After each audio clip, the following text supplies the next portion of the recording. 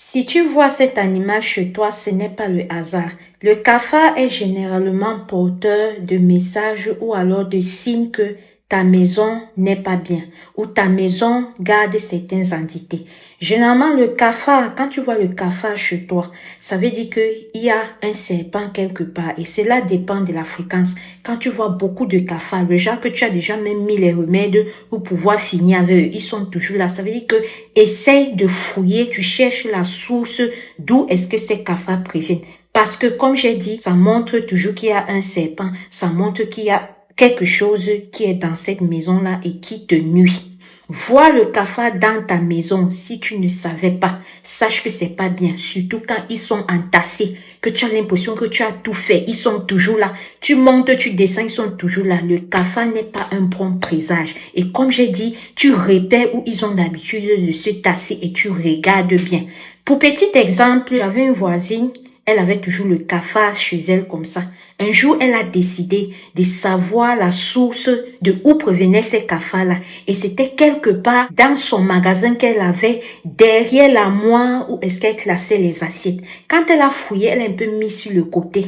Elle a vu les peaux de serpent. Vous savez que le serpent se régénère tout le temps. Elle a vu les peaux là. Après avoir bien fouillé, ils ont trouvé le serpent. Donc, elle l'a fait ici. Si tu connaissais il y a ça, mentionne en commentaire que je connaissais. Si tu ne connaissais pas, tu as donc écouté aujourd'hui. Partage ces vidéos à quelqu'un qui a besoin de savoir cela.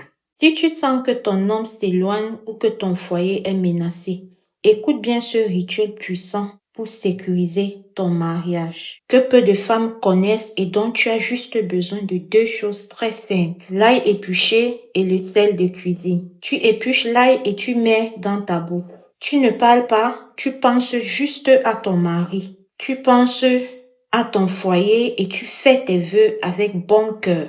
Ceci en visualisant paix et fidélité dans ton foyer. Ensuite, après 5 minutes, tu prends le sel de cuisine. Tu mets ce dernier dans ta paume de main gauche.